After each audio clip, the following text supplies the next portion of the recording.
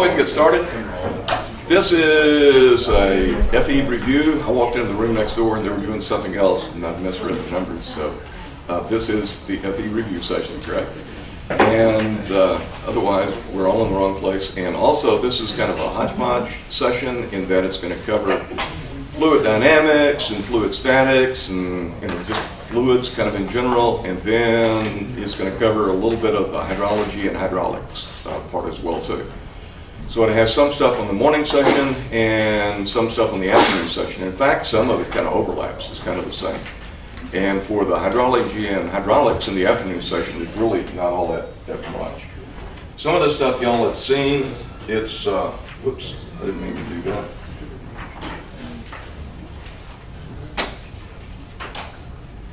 Y'all have seen the description of the fundamentals exam, what it's going to have in it, the sections that are included in it, and how long approximately they take. And there's going to be a morning and an afternoon section.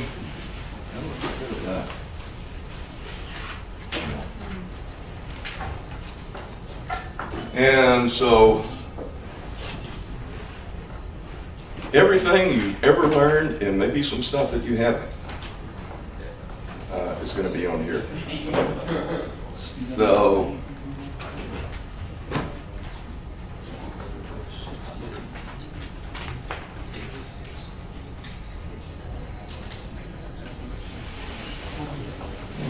if I go down through here, let's just skip over it. There we go. Let's skip over it. But a portion of the exam, and it's supposed to be 7% of the exam, however I get rid of this stuff on the left-hand side, it's supposed to be on the first part that's going to be on fluid mechanics, which is going to have sections on flow measurement, fluid properties, fluid statics, energy, impulse, momentum.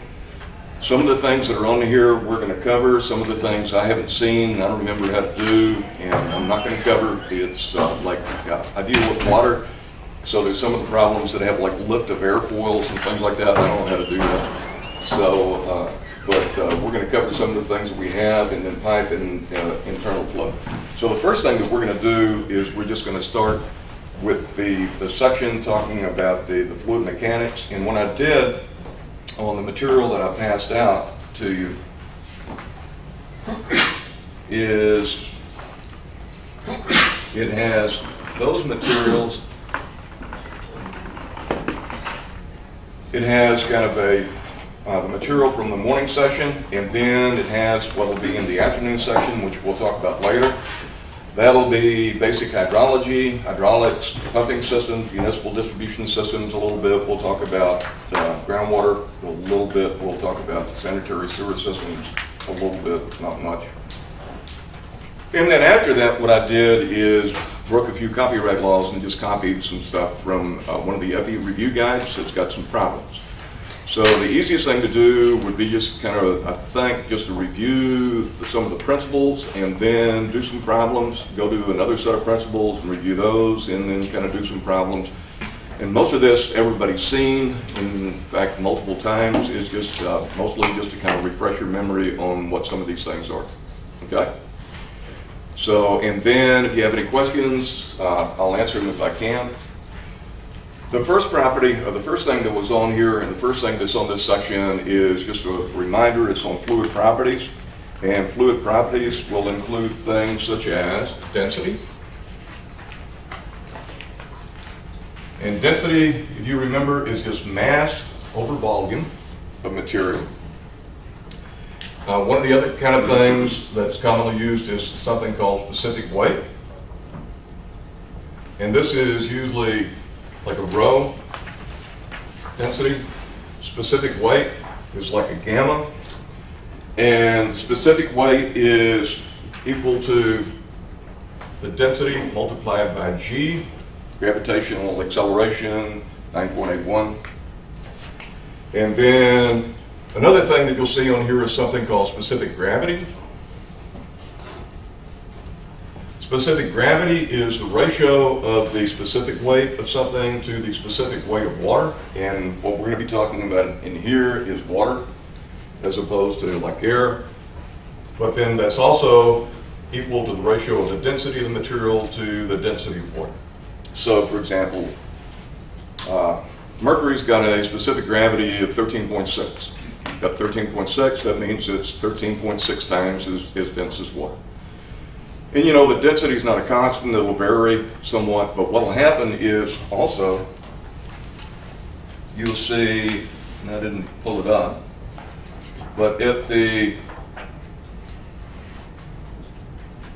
one of the things that you'll have is these sheets, and you can actually probably just go through those sheets and see what's on them to figure out what's important. But it has those properties of materials, it has definitions and things as well down too. And then later on it will have some tables of values. So typically if you have to have something like density, then what it'll be is it'll be in some kind of a lookup table. So there'll be like, here's properties of water, and then you know, they could either tell you what the density is, or they'd say the density at 25 degrees C, and then they'd have a table that you'd have to go look it up in. So, and this is specific weight, density, and then it's got some other stuff like viscosity and so forth. Okay? So, for something like that, what kind of problems would you have? So what this thing does is it goes through these properties, and this is just typical FE review sort of thing. And then it'll come down after and discuss each of those. Oh, by the way, one of the other ones too is pressure.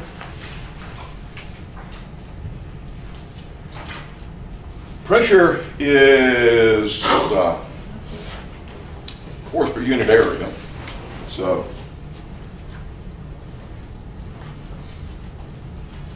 which also means that if you wanted to know, you know, the amount of force involved, you know, the pressure, you multiply by the area, the other way around too.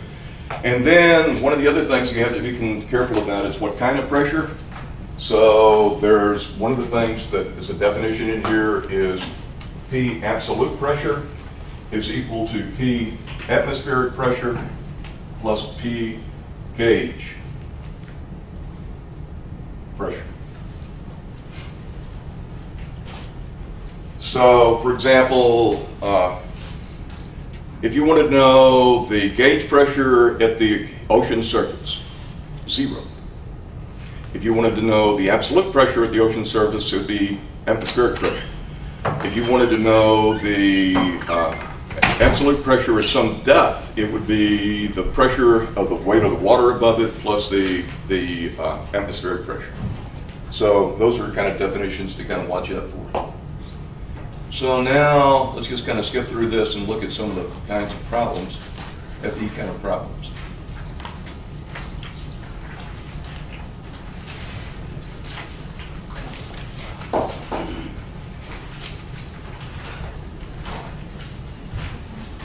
And I'll just pick a couple of them. This is representative. What is the atmospheric pressure of a planet if the absolute pressure is 100 kPa and the gauge pressure is 10 kPa? Well, that's easy if you know that, right? So all you have to remember is that definition, and it's up at the front somewhere, but just lost among the other equations. So if you knew that, then it would be easy to do. How about, here's another one that's a common one, because I see something like this on all kinds of FE reviews.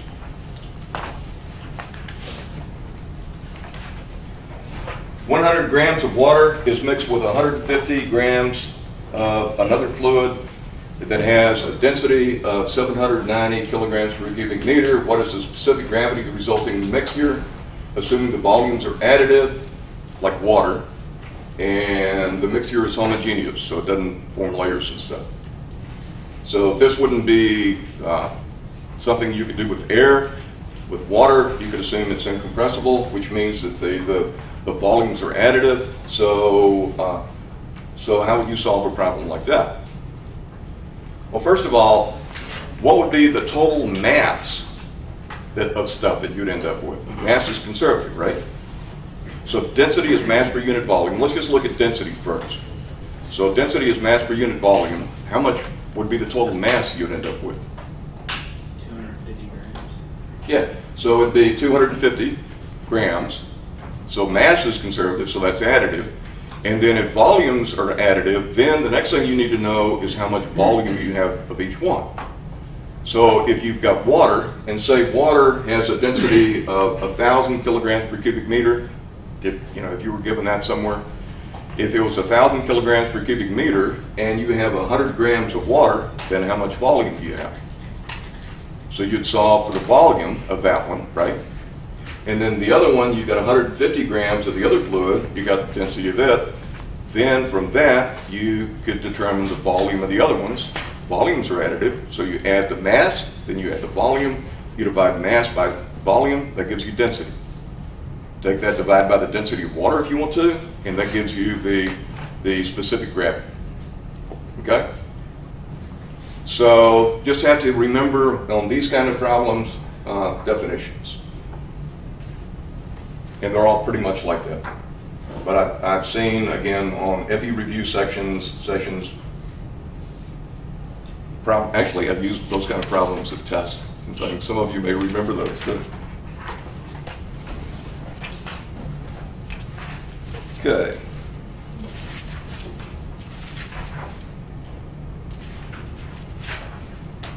Let's go on to, there's other problems that you can follow through like that too. All right, the next one is fluid statics. That's in this section and also in the other. So all of this stuff holds true as well too, but then the next thing is statics and static pressure. So what is that? How do you compute it and so forth? Well, one thing goes back to the definition of pressure, force per unit area, but then you also have to be careful about which pressure you're talking about, if it's total pressure or so forth. And then the other thing is something called hydrostatic pressure.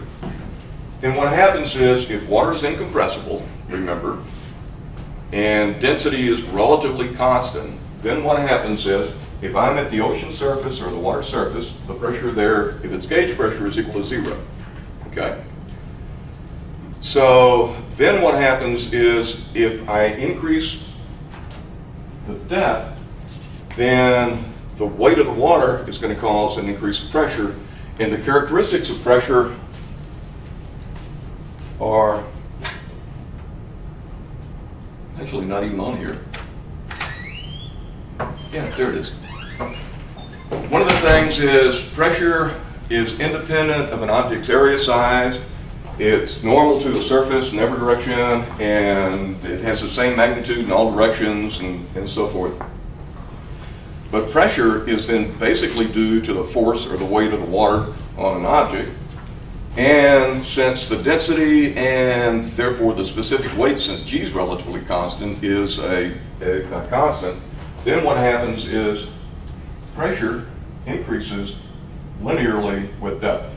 So if this is depth and this is density, then the pressure at any depth is just equal to the specific weight of the water times the depth. Okay? So, then if I wanted to know absolute pressure, I'd add atmospheric pressure to it too as well. Then the other thing, suppose I wanted to determine force. So suppose this was a reservoir now, and then the reservoir, this was a dam, this was water, and it has some depth C, whatever that might have to be, and then it also is going into the board, so it has some area associated with it. If I wanted to be able to determine the force, then it would be the pressure times the area. But then what I need to do is I need to determine what the average amount of pressure would be, because pressure is going to increase with depth, right? But that's a triangle, so how do you take the area of a triangle when I have base times height? Therefore, where is going to be the center of gravity of that dam, of that pressure distribution? It's going to be at Z divided by 2. So if that dam was 10 meters deep, say 10 feet deep, and I wanted to know the pressure on it, if the specific weight of water was 62.4 pounds force per cubic foot, it'd be 10 times 62.4. That would be the pressure, multiplied by the area, which would be Z times A, or Z times the width, the A, and that would give me the amount of force that's on the dam. Okay, and that's hydrostatics. So if I wanted to know the pressure on the plate sitting at the bottom, I wanted to know the amount of forces required to pick up that plate. The plate was 1 foot squared, and it's sitting at the bottom of the lake 20 feet deep. Then what would be the force acting downward on the plate? Be 20 feet of water times 62.4 pounds per cubic foot times 1 foot squared. That'd be the amount of force that I'd have to be able to lift it, right? What would be the pressure on one side of the plate versus the other? The same, as long as the plate's flat, right? So that's that. Now the only other thing is, one of the problems that you'll see is what happens if I have this problem. So here's the bottom of the reservoir, here's my dam, here's the water, and I want to know the force there. And I'm given like some angle associated with it. Then what do I do? Well, what I need is a resultant force, and resultant force would be the one that's acting perpendicular to, the dam face, right? So I'd have to do kind of the same thing, but I'd have to do a little algebra in order to be able to do that. So, I'd have to take sines and stuff. But a little trick that you might think of too is, suppose I wanted to know the horizontal component of the force on the dam. And say the dam is 20 feet tall. What is the horizontal component?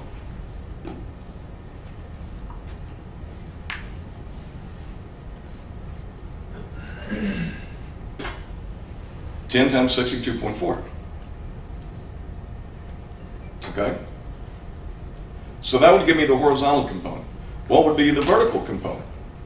The vertical component would actually be the weight of water that's acting on, well, it'd be that times 62.4 times the area. If I wanted to know the vertical component, then what it'd be is it'd actually be the weight of water that is acting on that structure.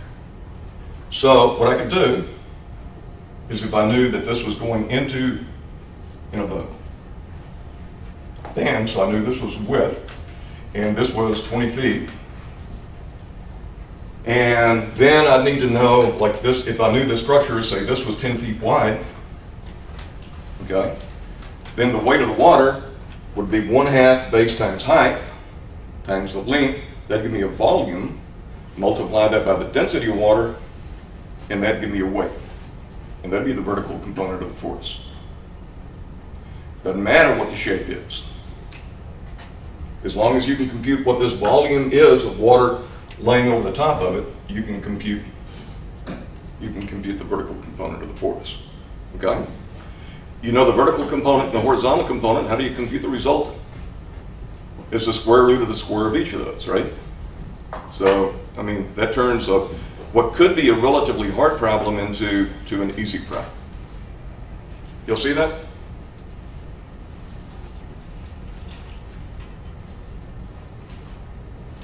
Also, it doesn't matter, as I said, like this is Pascal's law, is that, or this is the hydrostatic paradox, that it doesn't matter what the shape of the object is. The pressure, at a given depth is going to be the same.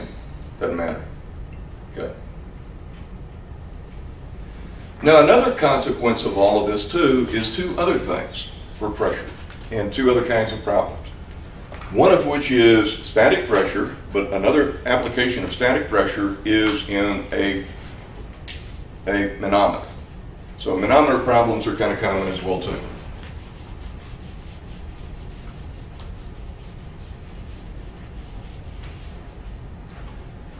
So what happens if you have a manometer? So this is, say, a manometer.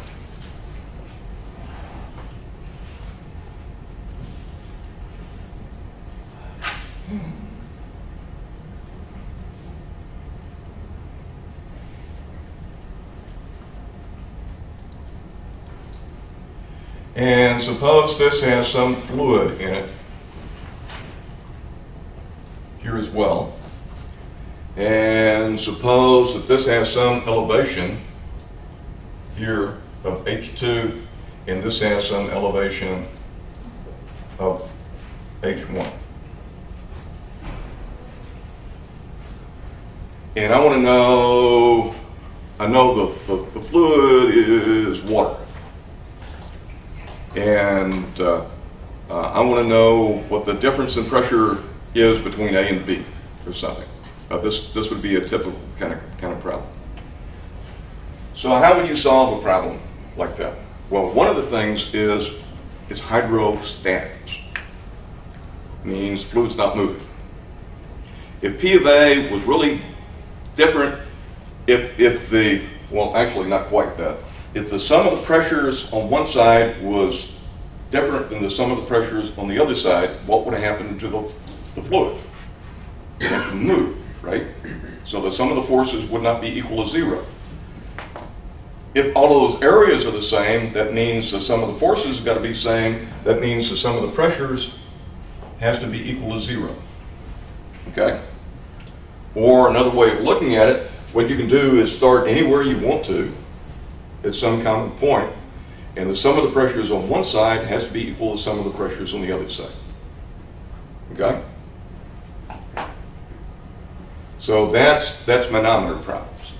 So if you have a manometer problem like this one, what would you do? First thing you do is draw a line right across there and say the sum of the pressures on this side is equal to the sum of the pressures on that side. If it's hydrostatics, how do you compute the pressure? Density times, I'm sorry, go ahead. I always answer my own questions. But. Times the... Yeah, so this would be H times the density of the material. That would be that pressure plus the pressure at zero is equal to this elevation, H2, times the density or specific weight of that material plus P2. Okay? So P2 plus that has got to be equal to P0 plus that. Now you can have 5 different kinds of fluids, doesn't matter. I mean, each one's going to have a static pressure associated with an H times some specific weight, and that's how you solve those kind of problems. So, and then the only a variation of that is one of these guys, is a barometer. It's the same problem, except now one part of it's just open to the atmosphere. So that's hydrostatics, brief summary. So that's the hydrostatic pressure thing. If you wanted to determine the pressure at the bottom of some container, like if you wanted to determine the bottom pressure at the bottom of a 50-gallon container that's 3 foot tall, then 3 foot times the specific weight, that gives you the pressure down at the bottom. But let's just skip through and come down and do some computations.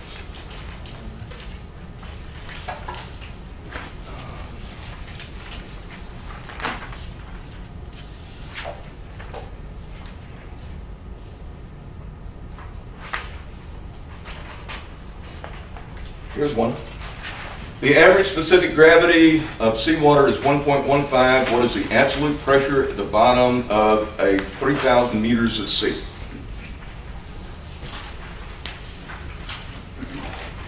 You need to know the specific weight of water. What is this metric unit? So what is the specific weight? Specific weight is G times density. So it's 9810 or 99.81 kilonewton per meter cubed, right? And then, but the specific gravity is higher, so it's 1.15 times that, and that gives you the specific weight of water, seawater, right? And then you'd multiply it by 3,000.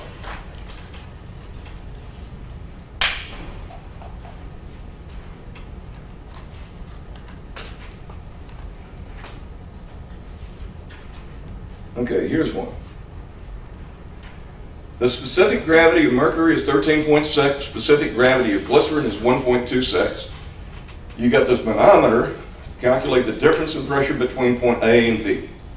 So you got water up at the top, and then you got a pressure in A, it's closed. And so you got 0.125 meters of water. And then you got 1 meter minus 0.125 meters of mercury on one side.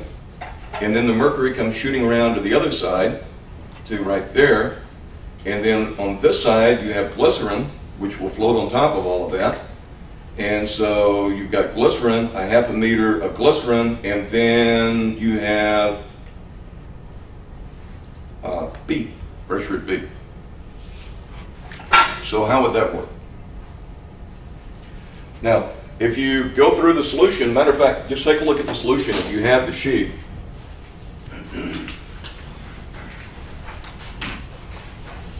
But basically what is it saying, the solution is saying, is you have pressure at A plus 0.125 meters of water times the specific weight of water, right? Oh, yeah, in fact, let me just take that whole thing. So 0.125 times the specific weight of water. And we didn't have another copy of that thing that I passed out, did we? Is there another one back there? Okay, so no, that's fine. So then, also though, we've got mercury, so we have plus the pressure of mercury, and that is going to be at 1 minus 0.125 meters, right? So that's, 1 meter on that side, times the specific weight of water, times 13.6, right? That's the left-hand side. Now that's got to be equal to the right-hand side, which is pressure of B plus 0.5 times specific weight of water times 1.26. Okay? So what you can do then is just solve for PA and PB. Now, the specific weight of water, again, is on average, if it's, 1,000 kilograms per, if the density is 1,000 kilograms per cubic meter, then that number is 9.81, say, times gravity, kilonewtons per cubic meter, right? And so then you just solve for the difference between P and A and P and B. Now, if you look at the solution that they have down here further down, that's basically what they're doing, but they're going ahead and just multiplying the densities and G's as opposed to specific weight. This just, to me, makes it easier.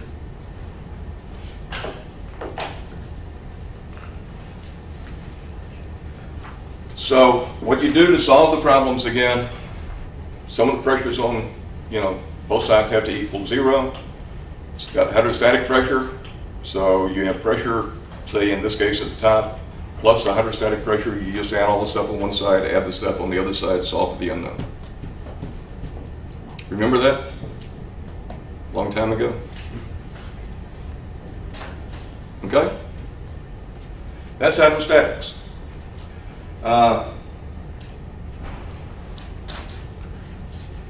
Let's take a look at one other problem.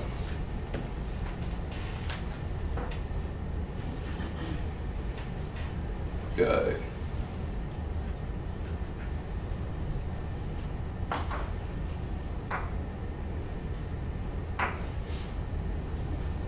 Yeah, let's get through the problem. There it is, down here someplace.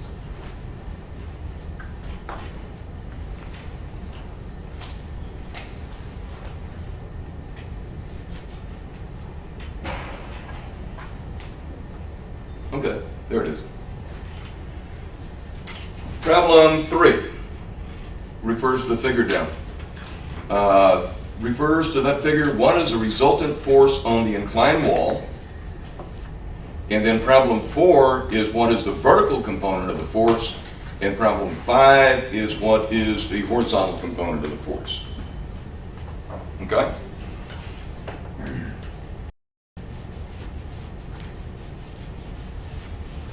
And if you follow through the way that they solved the problem, let's just take a quick peek down at the bottom where they solved the problem.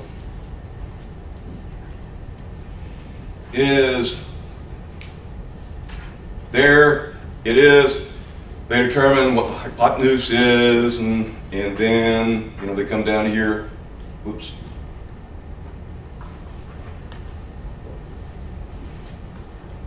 Let's get by that. What happened? Yeah, there it is. Then they take the sine of the angle and all that stuff and compute that number. Okay? And y'all are, I'm sure, a lot better at math than I am, but let me do it a different way. So here it is. So this is the structure. It's doing a number like this. This is 4 meters. That's 5 meters at the base. And then it's 4 meters into the board. Okay?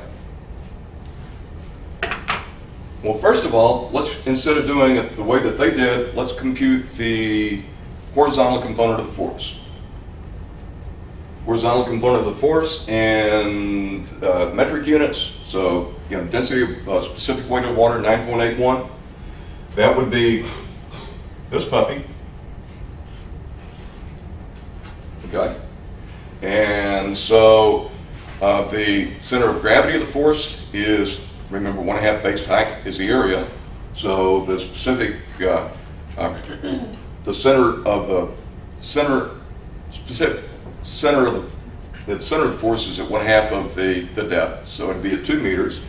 So the force in the horizontal is going to be equal to 4 divided by 2 times 9.81 kilonewtons per cubic meter. Okay, that's the pressure.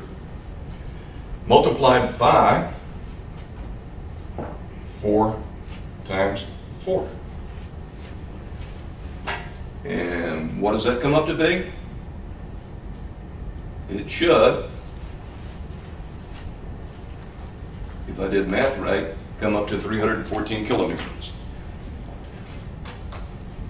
Okay?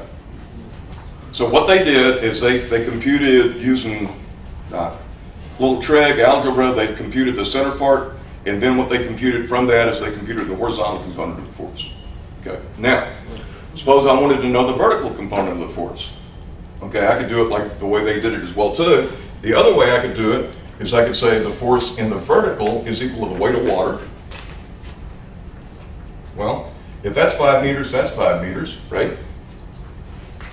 So it's 1/2 base times height. So it's 1/2 4 meters times 5 meters times the distance in the board times 4. That is the volume of water times 9.81 kilonewton per meter cubed. And if I did that right, that should come out to 392. And then I can take the square root of the square of those two and get the same answer for the resultant force.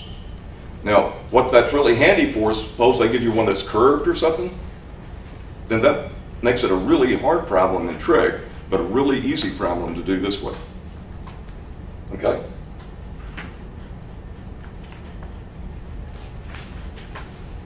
Okay. More manometer problems, a bunch of those, all kinds of problems. Oh, another thing too, you got to be careful about is suppose now I wanted to compute the force there that's necessary to keep that thing from overturning. That's a different problem, right? Because now I computed the center of gravity for this force. What I've got to compute for this one is the center of pressure. And the center of pressure and the center of gravity are not the same thing, right? So it's an additional moment of the distribution, and then that means that's when you have all those equations for like pH cubed divided by 12 and all that sort of stuff to be able to come up with. So the center of pressure is equal to the center of gravity plus some stuff. So actually it's pretty easy on this problem. It's 2/3 of the depth down. So the center of pressure is actually there. So it would be 2/3 down from a 1/4. So it'd be 1/3 up from the bottom. But if you had an object that was sitting down at the bottom and like that, and you needed to compute overturning stuff, then it'd be a little harder because you'd have to look up the table, but you can't remember those equations, so they have to be a table for them to look up for you to be able to determine what the moment associated with that thing is, or the inertia associated with that thing is, right? Y'all remember that? So just keep in mind, remember that center of gravity and center of pressure are different.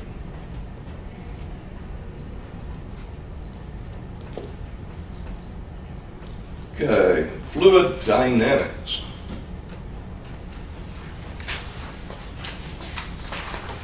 They say that, but most of the problems are not dynamic problems.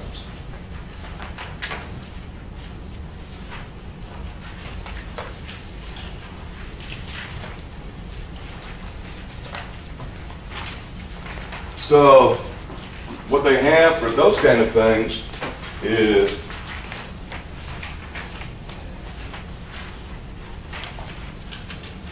remember, dynamics concerned about water volumes. If you remember from the hydrology kind of stuff, the change in volume with respect to time is equal to sum that flows in minus sum that flows out. But everything that they've got in here assumes that goes to 0, so the sum of the flows is equal to 0. And then the only other thing you've got to remember is what are flows. Flows are equal to velocity times area. So like an average velocity times an area. Also, flow is equal to mass per unit volume as well too. So sometimes you can see that expressed as sum of the mass flux is equal to 0. So mass in is equal to mass out. That means what that is, and mass is equal to sum of the flows times density. But we typically assume that density is constant. We divide it through, get rid of it. So that means sum of the flows is equal to 0. But if it was some other fluid, we'd have to make sure that we included the density. So there's that.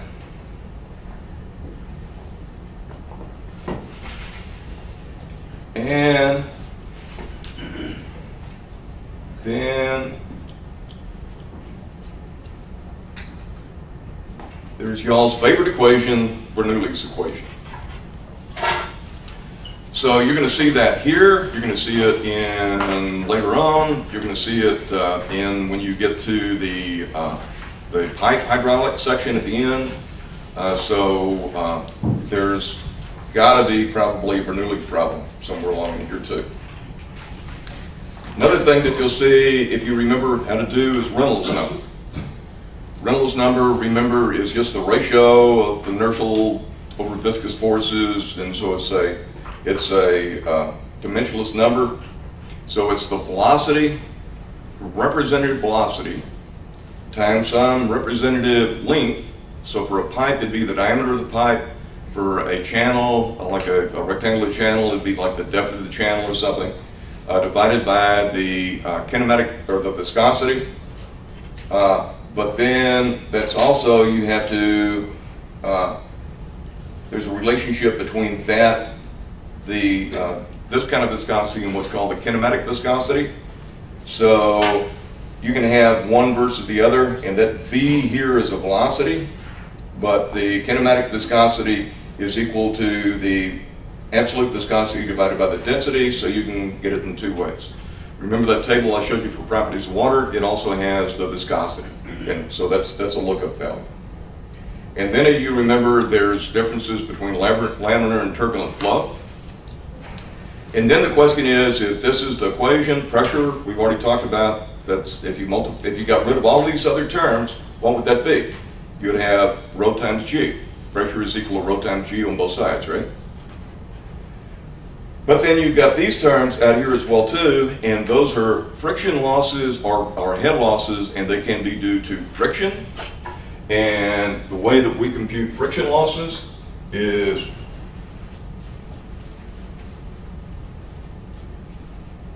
Darcy-Weisbach. And that means you're going to come up with that F. Or there's minor losses. Minor losses could be due to bends, expansions, contractions, things like that. And that's equal to a K, which over times U squared divided by 2G. So there's all of this stuff. And then down here a little farther, there's the equation. And then there's something else that y'all have seen many times before, and that's the Moody diagram. So the question would be, if you're going to solve Bernoulli's equation, then are you going to be given the friction factor or not? Or if not, then what you have to be given is you have to be given something about the kinds of materials it is. So this is like specific roughness of typical materials. And then what you do is come over here and divide that specific roughness by the diameter over here. That'd give you this number. You'd compute the Reynolds number, and then you'd go into the table and come back over here and get the friction factor. Now if you're really pressed for time, here's something to remember. What happens out here? If the Reynolds number is really big, then it doesn't depend on the Reynolds number anymore.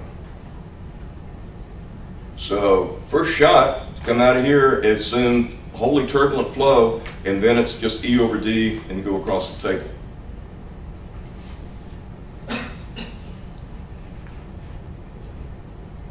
Okay. Now another thing down here too that they have in here is characteristics of non-circular conduits. And for that one, what you have to remember, and the only one that you'll probably see out here would be like a rectangular or a trapezoidal channel. The way that that's characterized is if you have a channel like that, then this length in connection with the water is called the wetted perimeter. Wetted perimeter is the length of the bottom in contact with water because that's where friction is going to occur. If this was the wetted part of the channel, this would be the area. And so we have a variable called hydraulic radius, which is the area of the channel divided by the wetted perimeter. So for example, if this was a rectangular channel, so this was the width and that was the depth of the water, then the wetted perimeter would be B plus 2 times Y, and the area would be B times Y, so the hydraulic radius would be B times Y divided by B plus 2 times Y. And that comes back in later when we get to hydraulics. The only hydraulic equation that is on any of these FE review guides that I've seen is either the Chesney equation or the, not Chesney equation, but Manning's equation. But then you'll also see the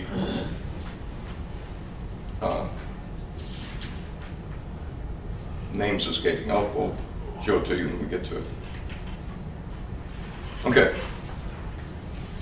Here's another thing to remember too. Well, let's just take a look at a couple of kinds of problems that might occur.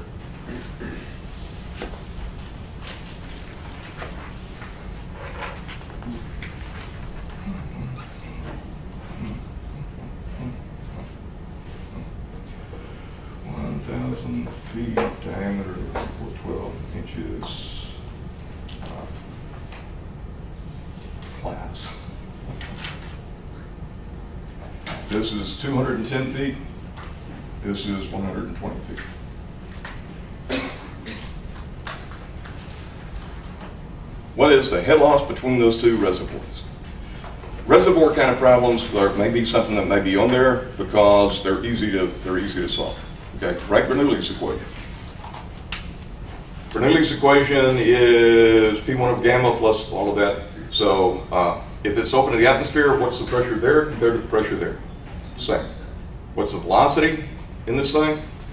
Small. It's a reservoir. So the velocity there is small. So the velocities canceled out and the pressure is canceled out. What are you left with? Z's and the head loss. So what is the head loss between those two? 210 minus 120. Period. Okay? If I wanted to know what the flow in the pipe was, and I had that, then what I'd have to have is the head loss would still be 210 minus 120, but now this would be FL over DU squared divided by 2G, or Q over A squared divided by 2G. I need to know the F, I know the length, I know the diameter, and then I could just solve for the flow. Okay? So H of F, FL over D U squared divided by 2G. And that's Q over A. So that could also be Q over A squared divided by 2G. So those are two representative kinds of problems. Here's another one. Suppose I have this, and I have a pipe coming out. And the water is coming out here. And I want to know what the velocity of the water coming out of the pipe is. You've seen this one recently, but what would it be? Well, I need to know what the change in elevation is. Say it's 20 feet or so. Then over here, gauge pressure is equal to 0 is gauge pressure. If this is going to the atmosphere over here, this pressure is equal to 0. The velocity in here is approximately 0. Head losses, I could get lost in the head losses, but if this is pretty small, I could assume the head losses are negligible, which is a fairly common thing to do. So what are you left with? What you're left with, if you assume that's going to be the case, then U squared divided by 2G is equal to the difference in these things, and you just solve for U. Okay? So what you do in reservoirs is inside of the reservoir, you assume at the surface of the reservoir it's open to the atmosphere, you assume it's gauge pressure, that's 0. You assume the velocities in the reservoir approximately 0, and then you solve for whatever the unknowns are going to be. Now here's another kind of problem though that you'll see, and that is another characteristics of these kind of equations is that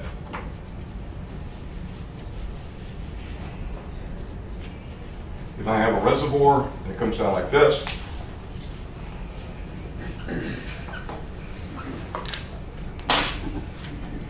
and this is 300 feet, and this is 210 feet, then now what is the head loss between those two reservoirs? 90 feet. Okay. Now if it's 90 feet, it can't make any difference if water goes this way, or this way, or this way, or goes around this way. Doesn't matter. So what that means is then also the sum of the head losses around a loop is equal to 0. Now that depends on the direction of flow. So if I have flow that goes like that, then one of the things I could say is if each of these boxes, so this is pipe 1, 2, 3, 4, 5, 6, 7, 8. Then I could say that here, if the flow is going this way, I could say that the flow there plus the flow there has got to equal the flow there. Flow there has got to equal that flow. That flow has got to equal that flow. That flow has got to equal that flow. That flow plus this flow has got to equal that flow. So I could do that for flows. I could also say that if I have this head loss that head loss plus that head loss plus that head loss plus that head loss has got to be equal to 0. But, you know, if this one is going this way, so it'd be positive. If this one's going this way, it'd be going in the opposite direction, right? So it'd be negative. So plus that, plus that, plus that, minus that's got to equal to 0. So those are those kind of loop problems. And there's the equation basically for this one down at the bottom. So FL over du squared divided by 2g of one has got to be the same thing as the other. So what that could be given to you, you could have a problem like, suppose I know what the head loss in this pipe is, determine the flow in the other pipe. So if the head loss is the same, FL over du squared divided by 2g are equal to each other. If you know one, then you can find the other one. Bunch of jet propulsion stuff. I don't do jets. I don't do lift over airfoil wings. So y'all are on your own. All right, this one. Here's a nice, easy one. Consider water flowing through a converging channel shown discharging freely to the atmosphere at the exit. What is the gauge pressure at the outlet? Assuming the flow is incompressible. Well, that's not what I want. I don't like that one.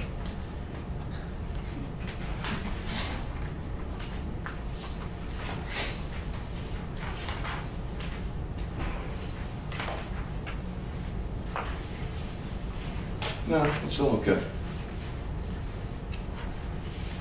Basically, the solution down here at the bottom is well too, not just the pressure thing, but basically, if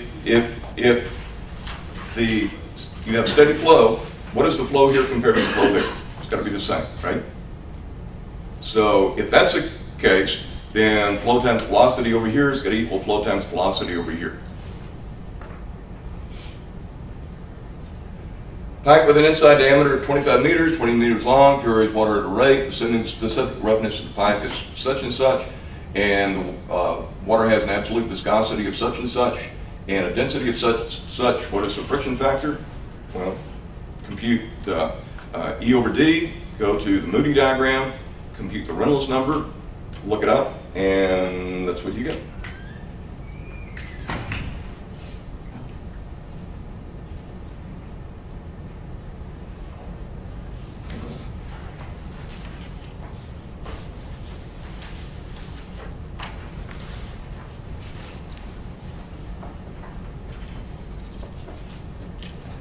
Okay.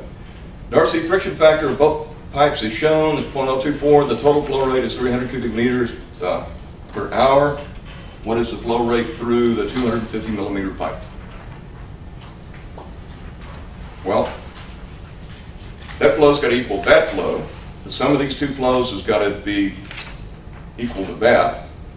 But basically, the sum of these two head losses has got to be equal to each other.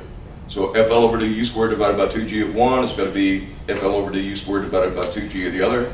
So what is the total flow through the 250 millimeter pipe? So you've got F, you've got L, you've got D, you have two unknowns, two equations. Sum of the flows has got to be equal to 300, and the two heads have got to equal to each other. So that would mean that you've got to solve simultaneous equations for this. Plug one into the other. I don't really know. I'd assume that there's going to be some of these, and some of the problems are going to take longer. So what you do is make sure, don't get hung up on one problem, because you're an engineer. You've got to solve this problem. So all of a sudden your time is gone, and you're still sitting there working on that one. So make sure that if you have one that's a little bit more difficult, you may want to flag it and go on and come back to it.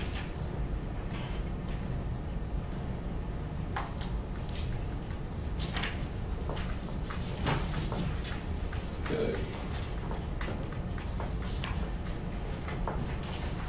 Anybody have any comments? Anything that'd be helpful?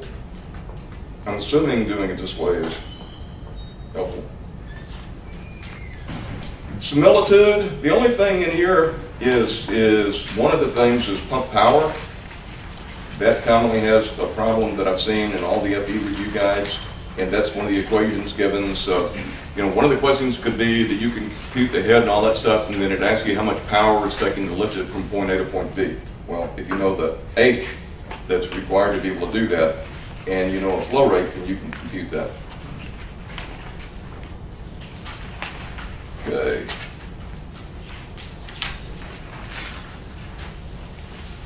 That is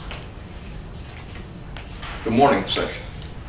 Afternoon session is basic hydrology, basic hydraulics, pumping systems, water, all of this stuff.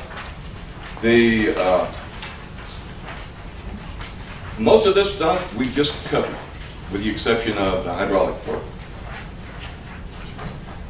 The only other thing is groundwater flows, and there's one groundwater equation that you can have, and that's the equation.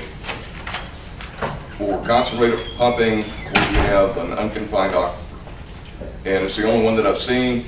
And basically what you would have on that one is you could have the asked, for example, if you had two wells far apart and you knew what the flow rate of the water was and you knew the permeability, then what you may be able to be asked for is what the drawdown would be.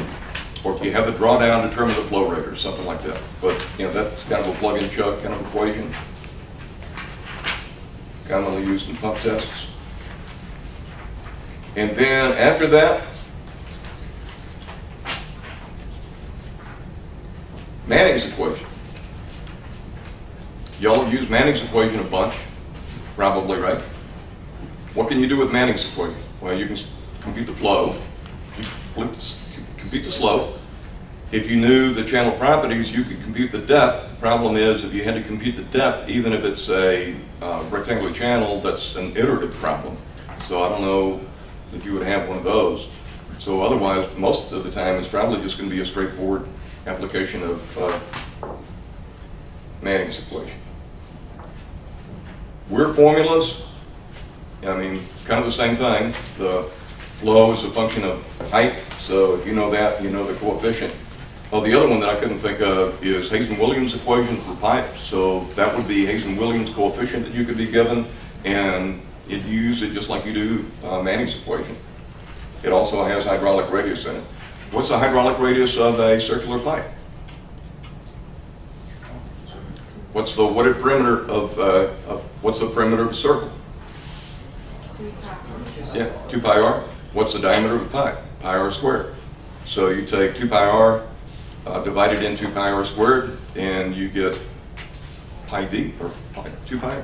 Well, you get what the hydraulic radius is. Hydrology. The only thing that I've seen for hydrology in any of the reference manuals is the rational method. Q is equal to CIA. And so that CIA, not the other CIA. So you have to know what the coefficient is, the area. You can work out units if you want to, but basically if the area is in acres, the I is in inches per hour, then it works out to be cubic feet per second. Or you can work out units if you want to, it doesn't really matter. But that's basically the kind of problem if, one of the kind of problems could be you've got a area that's got, you know, such and such kind of ground cover. So you would look up a runoff coefficient, you're given an area, you're given a rainfall intensity, and then you need to determine a pipe size.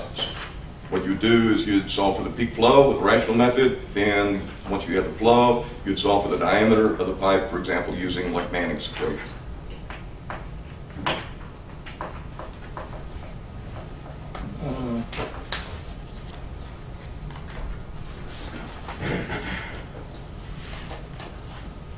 Now there's a couple of these that get a little weirder for Bernoulli's equation kind of things if you have pumps. Remember these?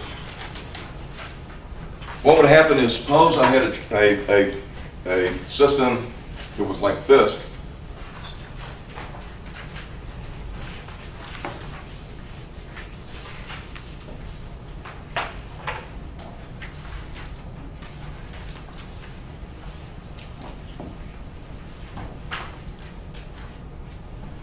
and I wanted to know where to put a pump or how much pump power to put in. Then remember what happens in Bernoulli's equation. Then on the left-hand side of the equation, if you have pumps, you're adding kind of energy. So you got pumps on one side. If you have turbines on the right-hand side. So what you could end up with here is, if this was the case, if you took Bernoulli's equation, all you could end up with Bernoulli's equation with is the pump is equal to some function of the flow. So you couldn't solve for it correctly. What you do with these pump curves is you plug the flow into this system equation, and that gives you a line, and you plot it against the pump curve until you end up with an intersection, and where the intersection is what kind of stuff you're going to get out of the pump. So take a look at that problem if you want to. I don't know if they would have anything like that or not, but that's a pump curve. And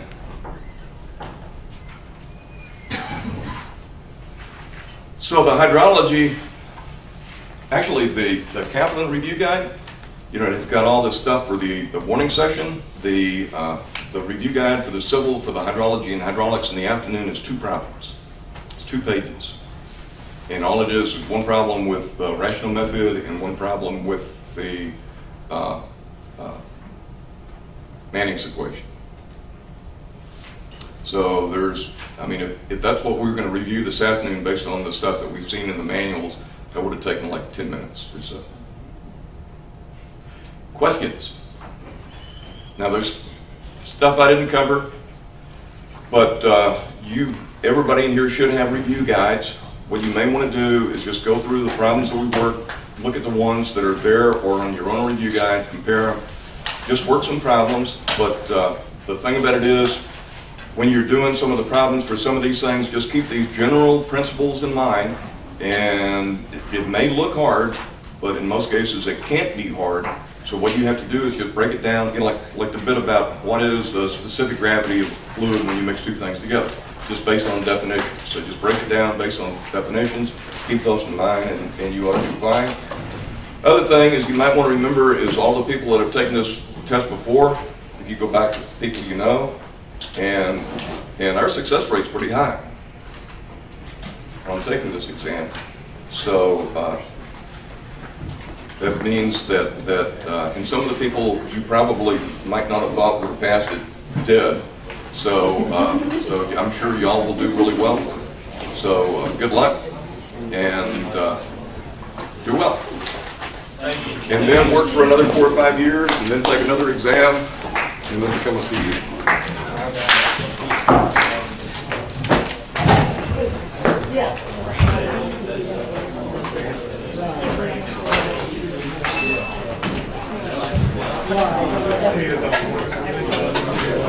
Oh, you want that? Yeah, I don't get it. I can print another copy.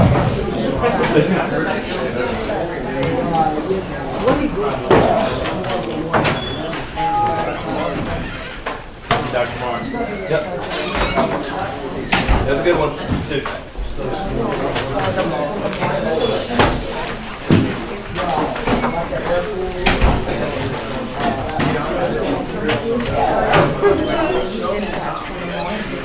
Right, it's something to do in Texas. See you.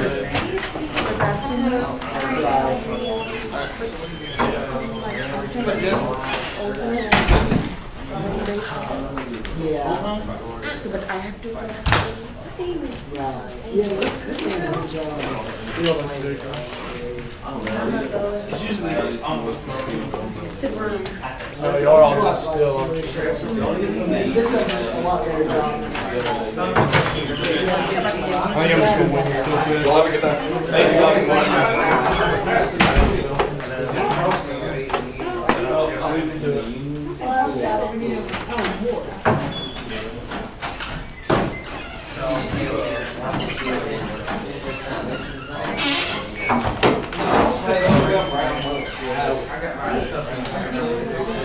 I'm gonna knock out a chapter. They still filming. What else you doing study?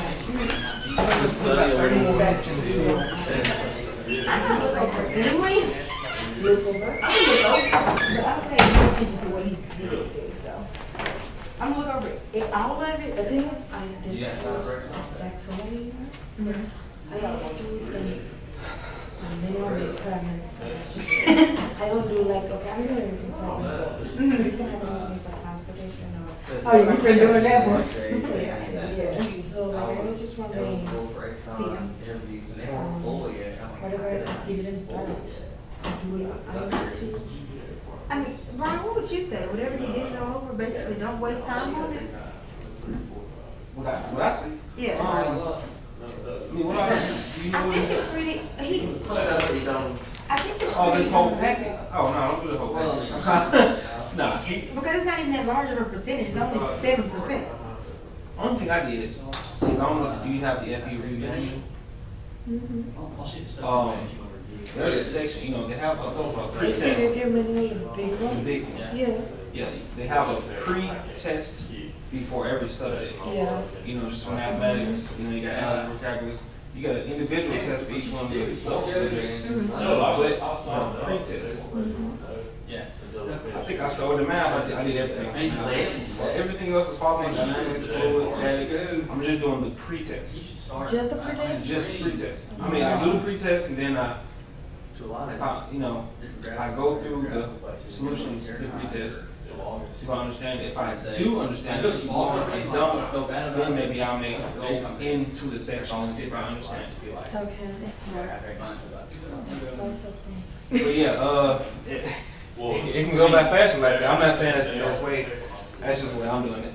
Yeah, that you have to manage your time. Especially when you only have, what, 2 weeks left, basically? Yeah. 2 weeks per They said visit. either like, Here, Brian, thank you. LSU and, they said, They go, I want to be in the special. It's just this skin. Yeah, I'm just Dallas. It's in there, so. This Dallas is okay. Where it come from? Always. I'll tell you, because you can see there's all this stuff. Who's in much? but yeah, I figured out. All right, well, sleep. That's all I can think about right now. I don't know. I can, look at the phone. So we got this. I try to find someone. I can't find something to do. What are you looking for? Huh? That's like this Thursday. What were you looking for? A game or something? No, I didn't look at games on my phone, but I get distracted too Because they'll easily. give you permission to answer Is that bad? It's not that bad. You just need to. Which I would. I only add them back during the breaks. Like I'll add them over the summer and I'll add them over the Christmas You break. didn't have this one. You didn't Not have this this summer, I was working this summer, so. I mean, I was interning this summer. Is that 007? Yep. Me too, How do you work? So I told her until the FE, after the FE, then I back work my No, I'm saying, but when you were working, yeah, I worked Every night. every Monday through Friday. We don't work on Fridays, Monday to Thursday. 4 days a night. From open to 4 weeks a close. day. 4 days 4 days a a week. week. My goodness.